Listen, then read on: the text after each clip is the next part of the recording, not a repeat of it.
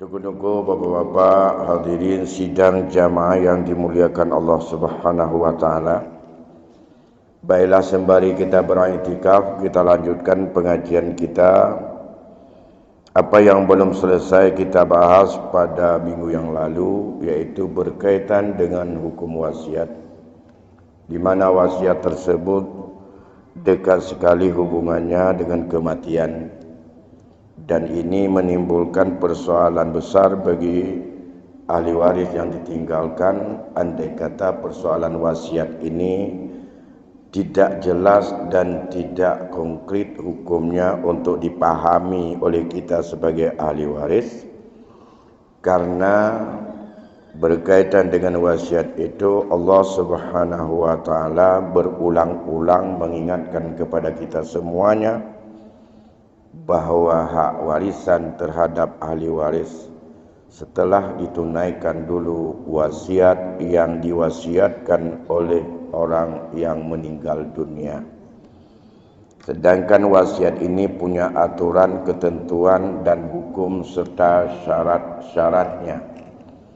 Tentu saja wasiat yang tidak memenuhi syarat dan rukun itu lagha atau batal dan tak menjadi keterkaitan dan hubungan hukum untuk apa yang Allah tegaskan di dalam Al-Quran, bahwa hak waris itu boleh diambil oleh ahli waris sesuai dengan kadar dan bagian yang Allah tetapkan bila telah ditunaikan dulu wasiat tersebut. Tentu saja yang wajib ditunaikan apa yang Allah perintahkan adalah wasiat-wasiat yang memenuhi persyaratan, yang memenuhi rukun dan syarat-syaratnya. Oleh karena demikian, mari kita lihat di dalam berwasiat ini ada beberapa hukum syarak yang dituntut kepada kita. Sebelum kita meninggal, pesan ini ada hukumnya itu wajib, ada hukumnya itu sunat, ada hukumnya itu makruh, bahkan ada hukumnya itu haram. Jadi tidak semua wasiat itu adalah sangat dianjurkan. Tapi ada yang kitabnya, hendaklah kamu berwasiat sesuai dengan ketentuan hukum yang kita sebutkan di belakang berkaitan dengan hukum wasiat itu. Jadi ada beberapa ketentuan hukum.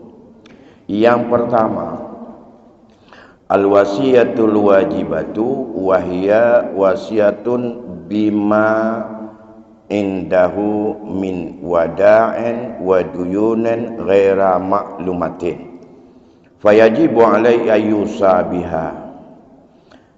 Hukum yang pertama bagi seorang hamba Allah, seorang mukmin, apakah menjelang kematian atau masih jauh dengan kematian, saat kita masih sehat, wajib ia untuk meninggalkan wasiat kepada ahli waris. Wasiat yang wajib adalah wasiat-wasiat terhadap sesuatu amanah orang lain yang ada pada dirinya.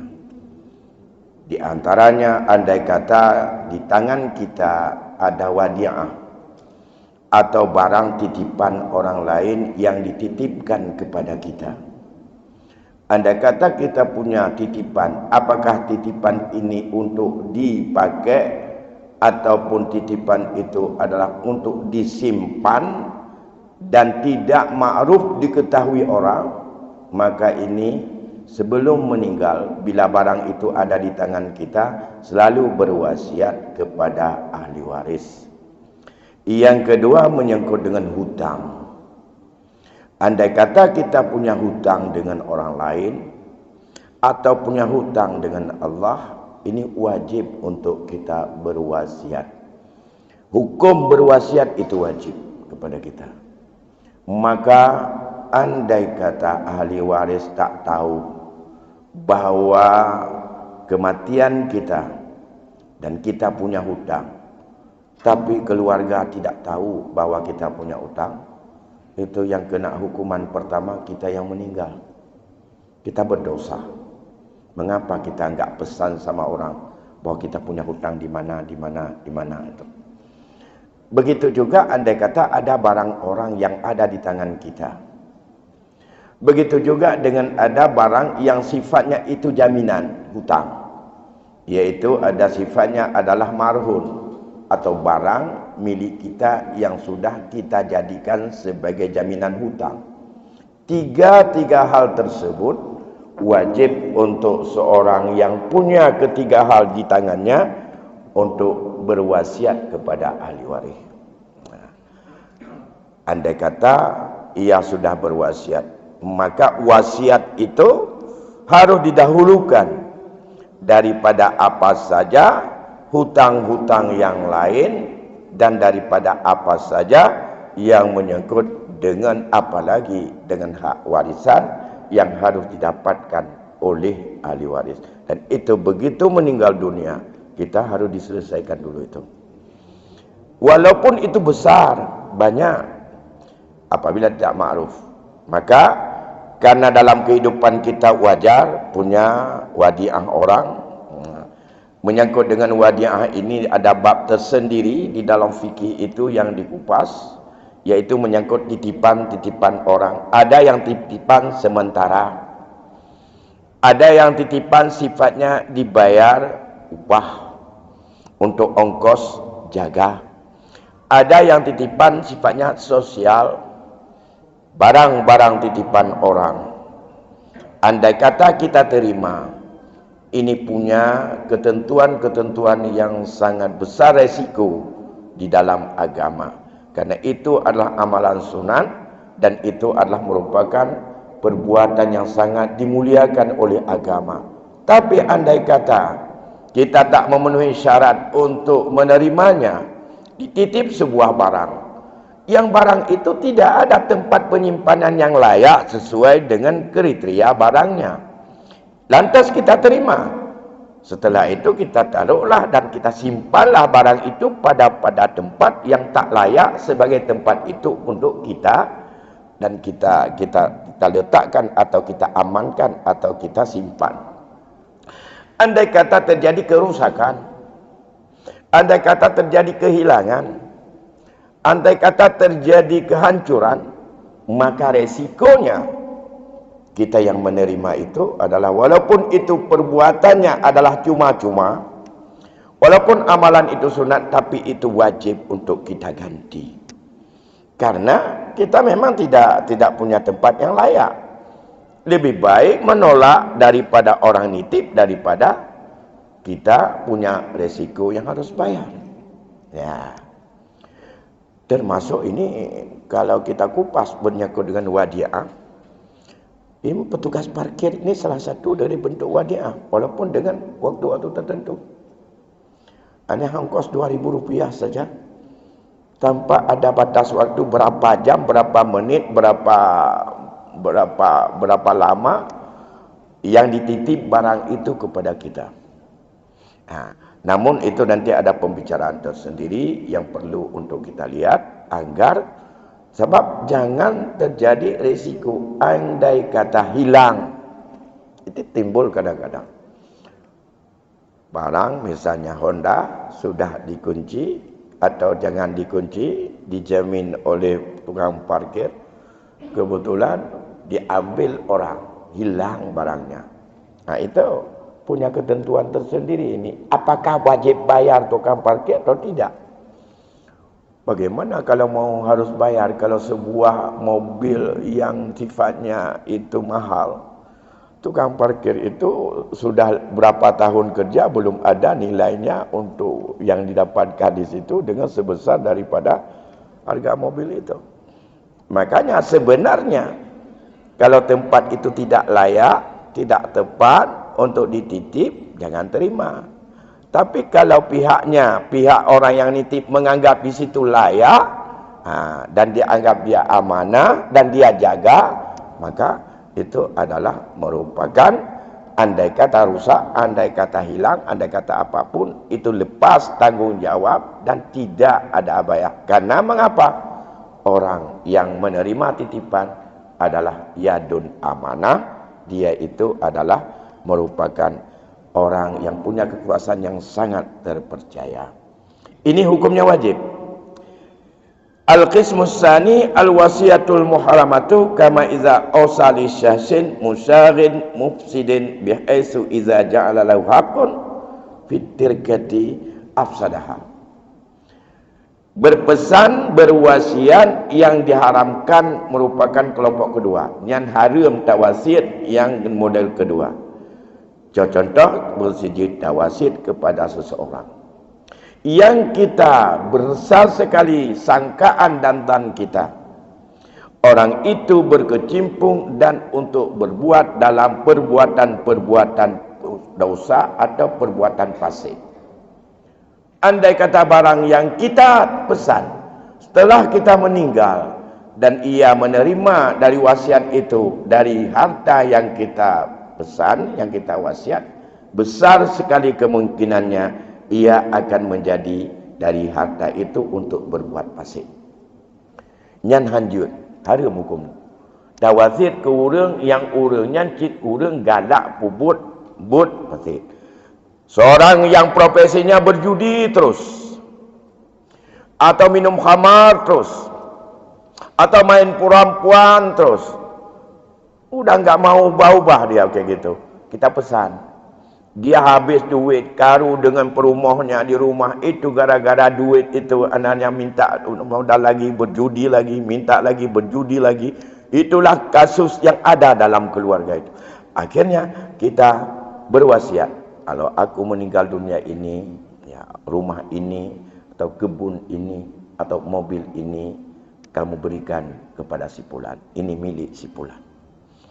Begitu nanti diambil, besar kemungkinan harta ini jadi modal untuk main judi lebih besar lagi. Dan itu adalah haram hukumnya.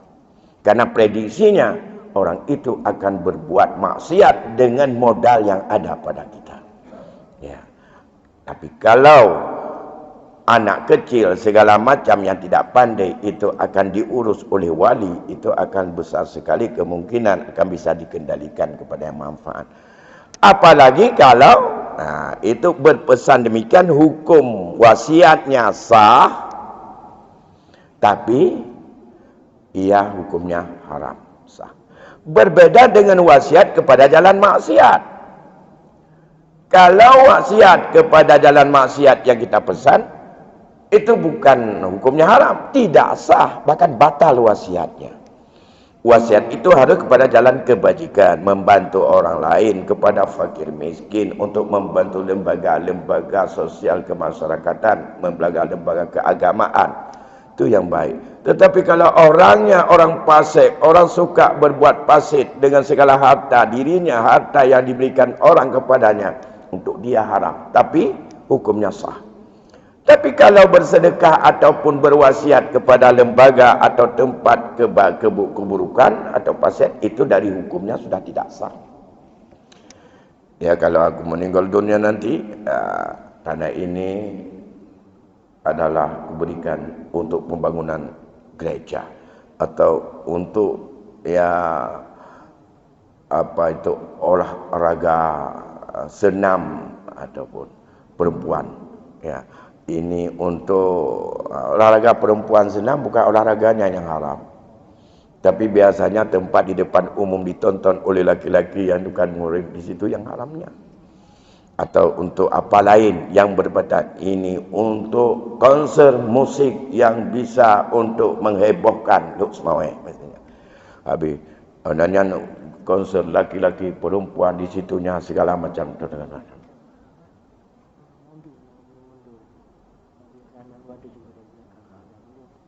Oh ya, ada mobil BL ya.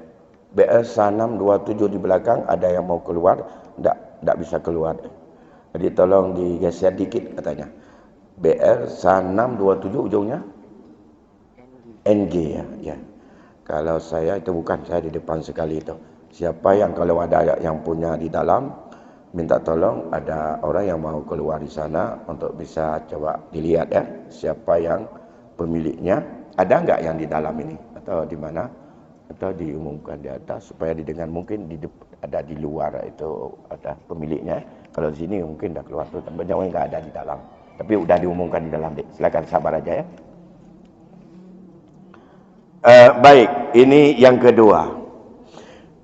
Kemudian hukum yang ketiga, wasiat itu makruh bila tidak berwasiat berpahala. Dengan berwasiat tidak berdosa, tetapi dia berwasiatnya tidak mendapat pahala tapi tidak berdosa. Tidak berwasiat ke jalan itu lebih baik, dan itu dapat pahala karena kita tidak berwasiat untuk itu, yaitu wasiat yang lebih daripada nilai sepertiga harta dan wasiat kepada ahli waris. Dua hal tersebut wasiatnya tertangguh kesahihannya, tidak otomatis sah, makanya hukumnya makruh ya. Karena yang menentukan sahnya wasiat, andai kata lebih daripada nilai sepertiga harta yang dimiliki oleh kita yang berwasiat, maka yang lebih dari sepertiga itu menentukan sahnya tidak atas persetujuan seluruh ahli waris yang ada di dalam masyarakat, di dalam keluarga tersebut saat ia meninggal dunia. Bukan ahli waris dilihat sebelum dia meninggal, setelah kita meninggal kumpul seluruh ahli waris. Yang menentukan sah tidak itulah ahli warisnya semuanya. Begitu juga wasiat kepada ahli waris, yang ia disebut dengan ahli waris bukan dalam kumpulan ahli waris 15 laki-laki dan 10 orang perempuan. Bukan itu. Ahli waris yang dalam kedudukan tidak terhijab dan tidak dia itu adalah terhalang di saat meninggalnya orang yang berwasiat, dan ia punya hak mendapatkan warisan sesuai dengan kadar, baik dengan jalan furud atau bagian tertentu maupun dengan jalan asabah. Sekecil apapun dia punya hak daripada warisan, dia itu disebut dengan ahli waris yang menentukan sah atau tidaknya wasiat kepada salah satu daripada ahli waris, tidak keseluruhan. Namun andai kata berwasiat kepada ahli waris sesuai menurut kadar dan fardu yang ditetapkan kepada seluruh ahli waris, itu adalah sah dan tidak makruh. Yang hukum makruh yang diwasiatkan kepada salah satu atau sebahagian ahli waris, tidak semua ahli waris, atau diwasiatkan kepada ahli waris tak sesuai menurut kadar yang ditetapkan Allah dalam hukum. Itu ditangguhkan kesahihannya. Ditangguhkan, tidak otomatis begitu orang yang berwasiat meninggal dunia dan ia sah. Tapi untuk sahnya setelah meninggal dunia, maka kumpul seluruh ahli waris dengan syarat seluruh ahli waris itu mutlak tasarruf. Tidak ada yang cacat tasarruf. Balik dia, ia berakal, dan ia juga adalah bisa untuk menggunakan harta secara mandiri, tidak orang sudah disita atau muflis, tidak dia kategori orang safih. Yang kedua, dia bukan anak-anak, sudah dia pandai menggunakan harta, sudah balik. Bukan orang gila, ia sehat akal, dan itu semuanya ahli waris. Ya. Kalau ada ahli waris di antaranya satu orang yang ia tidak mutlak tasarruf, mungkin dia cacat akalnya, atau dia itu adalah masih kecil, belum balik, atau belum mumayyiz, atau belum pandai menggunakan harta, maka andai kata disetujui oleh ahli waris yang lain, maka tidak bisa dianggap bahwa yang satu itu sudah setuju. Ya, maka tidak bisa untuk digolkan seluruhnya. Nah, maka tidak bisa disahkan seluruhnya. Kecuali tunggu sampai anak kecil itu balik, tunggu sampai dengan yang gila itu sehat. Tapi bagaimana nunggu kalau ada ahli waris yang sudah tua renta, yang sudah ingat-ingat enggak lagi, atau yang sakit, yang membawakan kepada tak sehat berfikir lagi. Bahkan kalau dia stroke, dia itu tidak bisa lagi. Tidak bisa disahkan. Maka karena ada ketergantungan kepada orang lain terhadap sah atau tidaknya satu wasiat, maka itu hukumnya makruh. Karena sahnya ditentukan oleh orang lain, oleh ahli waris. Jadi kalau ahli waris mengatakan lain, maka di sini timbul problem. Mengapa harus makruh? Karena sahnya tergantung. Maka jangan buat orang ahli waris ini terbeban. Maka lebih bagus kalau tidak diwasiatkan yang seperti itu, tak terbeban ahli waris. Apa terbebannya? Rata-rata terbebannya begini. Kalau saya enggak menyetujui daripada apa yang diwasiatkan oleh almarhum bapak saya, rasanya saya berdosa, seolah-olah saya kurang taat dan kurang tunduk kepada apa yang dia pesankan. Lebih-lebih biasanya orang kalau sudah meninggal ayahnya, anaknya rasa cinta kepada ayahnya meningkat. Kalau sama-sama waktu hidup mungkin kurang rasa cintanya. Tapi kalau udah enggak bisa ngomong lagi, itu biasanya agak sedikit lebih nilai rasa kasih sayangnya kepada orang tuanya. Begitu meninggal, ada pesan dia atau wasiat kepada salah satu ahli waris, maka itu kadang-kadang membuat orang yang ahli waris yang lain. Apalagi kalau ada bahasa-bahasanya, sayangilah kepada almarhum. Kalau kita tidak mau mensahkan dia, bagaimana perasaan dia di sana? Walaupun nggak ada perasaan dia di situ. Ya. Lebih-lebih lagi, tapi ada kebaikannya. Mengapa boleh? Walaupun hukumnya makruh, ada maslahatnya. Karena tak semua ahli waris itu sama dalam memandang nilai sosial dan pengabdian orang di antara ahli waris saat orang yang meninggal itu hidup. Berbeda-beda. Lebih-lebih di kampung, lebih-lebih dalam kondisi kita hidup orang-orang yang ada di Indonesia, khususnya lagi kalau di Aceh. Kalau di Aceh itu kita tahulah bahwa ada di antara, kalau anak perempuan lebih besar kadang-kadang perannya dalam memberikan partisipasi, mengurus, menjaga, membimbing dan juga untuk melayani orang tua kalau dia sudah tua. Berbanding dengan anak-anak laki-laki. Anak laki-lakinya kadang-kadang, ya karena dia punya harta di sana, ngapain kita kirim? Adik-adiknya yang ngurus sana, dia kan ada itu sana, ngapain kita kirim? Tak ada perhatian. Perhatiannya hari-hari besar Islam sekali.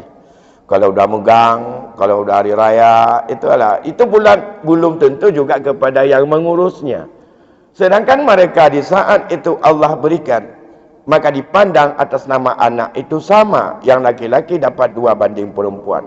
Sedangkan tradisi kita, yang cari makan itu laki-laki perempuan hampir sama. Dalam rangka untuk mencari makan kepentingan dirinya dan untuk orang tuanya. Bahkan banyak keluarga kita hari ini, lebih banyak juga kadang-kadang minimal seimbang. Partisipasi membantu orang tuanya dalam bentuk finansial antara anak perempuan dengan anak laki-laki. Apalagi anak perempuan yang agak sedikit, ada kehidupannya yang agak lumayan, kadang-kadang lebih banyak perasaan perempuan. Kalau kita laki-laki agak kasar, kalau diminta baru ada, kalau enggak diminta lupa. Dan itulah sebabnya. Sedangkan dalam konteks hikmah daripada hukum faraid, itu yang dilihat bukan peran sosial saat hidup, tapi kebutuhan biaya orang yang hidup di antara ahli waris. Sehingga sama haknya antara anak laki-laki yang sudah kahwin, anak laki-laki yang masih kuliah, anak yang laki-laki yang belum kahwin masih SD, anak laki-laki yang masih bayi, bahkan anak laki-laki yang masih dalam kandungan. Sama hak mereka. Mengapa? Sebagai laki-laki sama kebutuhan biaya dalam menopang kehidupan ini kepada keluarga dan dirinya. Tanggung jawab daripada finansial dan material sebagai nafkah sama setiap laki-laki. Percuma yang masih dalam kandungan saat itu belum. Satu saat dia akan menuju menjadi seorang laki-laki yang dewasa. Kalau sudah laki-laki dewasa, dia tanggung jawab sama seperti tanggung jawab yang sudah dewasa hari ini. Yang sudah dewasa hari ini, nanti semakin tua, barangkali dia akan meninggal dunia juga. Jadi dilihat keadilan di situ. Karena dari keadilan itu yang dilihat, laki-laki lebih besar kebutuhan biaya dalam hidup yang dibebankan oleh syarak atas pundaknya berbanding kepada perempuan. Maka lizzakari mislu hadil unsayain dalam konsep warisan itu adalah cukup pas adil. Bahkan perempuan tidak pernah syariat membebankan apapun yang menjadi resiko bila dia tidak melakukan ayat berdosa. Tapi laki-laki dibebankan oleh syarak. Tidak ada hukuman di dunia, di akhirat akan kita terima dengan tanggungjawab nafkah untuk diri kita, untuk isteri kita, untuk anak kita, kepada ayah kita, kepada mama kita, kepada adik kita. Andai kata pada kondisi kehidupan mereka yang tidak punya biaya, maka kewajiban biaya itu terpundaklah kepada kita sebagai anak laki-laki. Maka dari segi itu, perempuan tidak Allah bebankan apapun yang menyangkut dengan biaya. Karena perempuan ruang gerak terbatas. Perempuan, apalagi sudah kahwin, belum kahwin, ruang gerak dalam ranah publik dia dibatasi oleh situasi dan kondisi publik itu. Andai kata menimbulkan fitnah, andai kata menimbulkan bahaya dirinya, Islam tidak memberatkan, la ikrah fiddin, tidak memberatkan. Karena wanita sehebat apapun ia lemah. Lemah dalam fisik, lemah dalam hati, mudah dicakap, kerehat, tetapi menyokak kenang cakap kadang-kadang lemah kedera. Jadi inilah sebabnya Allah yang lebih tahu menetapkan hukum kepada makhluknya setelah Allah berikan perasaan dari makhluknya itu yang cocok seperti apa. Maka hukum berwasiat kepada ahli waris atau hukum berwasiat bukan kepada ahli waris, kepada jalan kebaikan, apakah sifatnya perseorangan ataupun kepada publik atau sifatnya kemaslahatan umum, apabila melebihi dari nilai sepertiga dari total harta setelah potong hutang-hutang dan hutang dengan Allah dan hutang manusia, hukumnya sah untuk wasiat, tapi hukumnya makruh. Karena terjadi beban kepada ahli waris dalam mempertimbangkan wasiat itu. Nah, selanjutnya yang keempat, wasiat yang sangat disunatkan sebagai sunat yang sangat dikuatkan, sunat muakkad. Ini yang sangat dianjurkan, dan ini merupakan sedekah orang hidup yang bisa dilakukan untuk dinikmati setelah dia mati.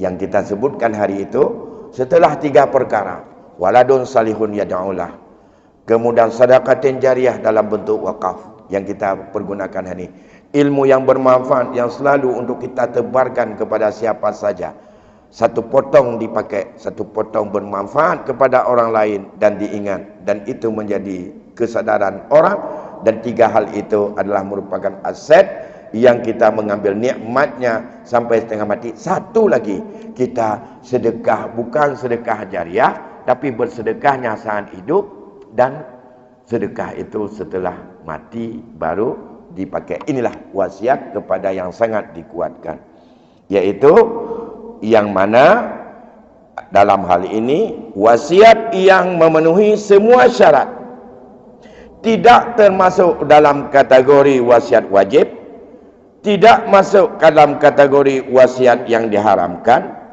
tidak masuk dalam kategori wasiat yang dimakruhkan. Seperti wasiat bagi selain ahli waris yang mustaqim atau yang cerdas akalnya, wasiat kepada fakir miskin, wasiat kepada lembaga-lembaga keagamaan ke masjid, wasiat untuk pesantren, wasiat untuk aktivitas keagamaan untuk dakwah, wasiat untuk orang yang hafal Quran macam-macam dan seumpama itu, banyak sekali. Itulah yang sangat disunatkan. Tapi kita kadang-kadang yang tergiur masalah wasiat bukan kepada yang kategori keempat ini, tapi kategori ketiga itu. Yang paling banyak problem wasiat adalah kategori yang ketiga, berkaitan wasiat untuk keluarga atau kepada ahli waris. Sedikit orang yang mengambil posisi wasiat yang di dalam kitab Fathul Mu'in disebutkan bahawa wasiat adalah sedekah orang yang paling kikir, yang bersedekah tapi tak mahu dia bersedekah saat hidup. Sedekah di saat harta itu tak manfaat lagi bagi dia, dia bersedekah saat hidup tapi sedekahnya berlaku setelah dia mati. Itulah wasiat. Jadi namanya sedekah, bukan untuk ahli waris. Tapi kita bukan orientasi kepada sedekah dan pahala, tapi orientasi kepada karena mencintai daripada salah satu atau di antara ahli waris kita, terutama para anak perempuan ataupun lebih-lebih anak yang perempuan saja yang ada, enggak ada yang laki-laki. Bagaimana nanti banyak kali walinya yang datang habis dihabisin, bagaimana dengan anakku sikit kali dapat. Itu yang terbayang dalam pikiran kita. Agama tak pernah. Bahkan kalau para sahabat di asal usul itu yang kita sebut hari itu, bukan itu dipikirkan harta banyak kali. Ngapain tak anakku itu tak satu perempuan ini untuk dia banyak-banyak itu. Nanti kahwin dengan orang lain yang cari nafkah. Lebih baguslah bagaimana kalau sempat ini hari ini. Nanti kalau aku meninggal supaya dimanfaatkan oleh tempat-tempat dan orang-orang yang butuh, fakir-fakir miskin, anak yatim, orang jompo, macam-macam itu, lembaga-lembaga dakwah, aktivitas-aktivitas keagamaan. Maka tanya apa dan Nabi, ya Rasulullah, saya punya harta banyak ya Rasul. Saya hanya punya anak perempuan satu. Bagaimana seandainya atas saya ini saya untuk wasiatkan semuanya saja? Tidak boleh kata Rasul. Atau saya wasiatkan setengah aja? Juga tidak boleh. Bagaimana ya Rasul? Kalau bagaimana saya sepertiga? Sepertiga boleh. Itu juga sudah banyak. Sepertiga sudah banyak sekali. Batas untuk boleh kita berwasiat. Kepada siapa? Bukan pada ahli waris. Kalau ahli waris, itu sudah wasiat Allah. Sudah diwasiat oleh Allah, yang ditegur oleh Allah di dalam ayat. Aba'ukum wa abna'ukum la tadruna ayyuhum aqrabu lakum naf'a. Bapak-bapak kalian, anak-anak kalian, la tadruna, mereka tidak ngerti, mereka tidak bisa memahami di antara mereka siapa yang paling dekat dan besar manfaat dengan harta itu yang harus mereka peduli. Kita bayangkan bahwa anak perempuan kita lebih bermanfaat dengan harta itu menurut kita. Tapi bagaimana kehidupan anak perempuan itu dengan harta yang kita tinggalkan? Bisakah dia itu bertahan harta itu? Sedangkan harta itu dinamis. Titipan Allah. Bisa ia bertahan, bisa tidak. Bisa dia musnah, bisa tidak. Bisa punya harga, bisa enggak ada harga. Bisa habis, bisa apa, bisa tidak. Tidak mesti setelah meninggal. Anda kata setelah kita meninggal, dia tidak punya apa-apa. Apakah kita bisa jamin? Dengan apa yang kita berikan untuk dia semuanya, dan harta itu akan bisa untuk mandiri hidupnya. Bagaimana kalau dia setelah kita meninggal kena penyakit stroke? Habis harta, belum punya juga sembuh, mati juga enggak, sembuh juga enggak. Siapa yang Allah tuntut untuk memperhatikannya? Kepada siapa yang wajib untuk secara instruksi iman kita untuk berbuat? Ya para walinya itu. Dan mengapa kita yakin sekali lah, seperti kita bukan orang bertauhid, seolah-olah harta kita kalau sudah itu anak kita akan mandiri, padahal Allah mengatakan la tadru, kamu tidak tahu siapa di antara mereka yang paling bermanfaat dengan harta ini. Rupanya yang paling bermanfaat menurut Allah adalah seperti orang yang Allah tetapkan, mereka punya rasa tanggung jawab yang besar terhadap yang ditinggalkan sedikit sesuai dengan kadar yang Allah berikan. Lebih-lebih kepada anak perempuan, andai kata dia taat beragama, ruang geraknya terbatas. Yang bebas bergerak kalau ayahnya tidak ada, ya kakek. Kalau kakeknya tidak ada, yang bebas bergerak dan wajib bergerak resiko apapun di luar rumah, dari makan untuk ada kepentingan makanan ataupun nafkah keluarga, termasuk kepada cucunya, adalah abang-abangnya. Kalau enggak ada ayah, meninggal ayah, kakek. Kalau enggak ada kakek, ya abangnya. Enggak ada abang kandung, abang sebapa. Kalau enggak ada itu, anak-anak daripada abang kandung yang laki. Karena laki-laki wajib untuk keluar rumah, mencari nafkah, mencari penghidupan. Yang perempuan terbatas keluar rumah. Situasi hari ini bebas keluar, aman, tidak terganggu. Siapa jamin sampai besok juga aman? Maka hukum bagi perempuan yang beriman keluar rumah mencari rezeki tambahan untuk dirinya, kepada keluarganya, kepada orang tuanya, dibatasi oleh kondisi. Andai kata terjadi fitnah, terjadi resiko, perempuan wajib untuk menetap di rumah pada tempat yang aman dan tidak boleh untuk berangkat. Berangkat juga, andai kata resiko, yang berdosa bukan dia saja. Siapa juga? Termasuk wali-walinya itu yang tadi. Itu yang terima. Terimanya di sini, bukan di depan Allah nanti. Di hadirat Allah dalam hukum tauhid kita. Bapak Ibu sidang jamaah yang dimuliakan Allah, itu hukum yang keempat. Dan yang kelima adalah hukum wasiat yang mubah. Tidak ada fala, tidak ada dosa. Dilakukan tidak dapat sama saja. Yaitu wasiat kepada orang yang kaya-kaya. Kurang kaya tawati. Ganya hanya kepentingan tepu wapi. Padahal lebih atau nyan hukum di mubah. Inilah ya, ada beberapa hal lain yang belum kita lakukan. Bagaimana kalau wasiat kepada haji, wasiat untuk baca Quran di kubur kita, wasiat untuk bagaimana supaya orang mau berdoa kepada kita. Nah, itu nanti akan kita lihat pada malam yang lain. Mengingat waktu Isya sudah masuk, kita padahi sampai di sini dulu. Enggak sempat saya berikan kesempatan tanya jawab tadi, tapi enggak apa-apa, kita tunda aja tanya jawab bisa malam-malam yang lain. Lebih kurang saya mohon maaf atas segala perhatian, saya ucapkan terima kasih. Dan Allah wa iyyakum ajmain. Wassalamualaikum warahmatullahi wabarakatuh.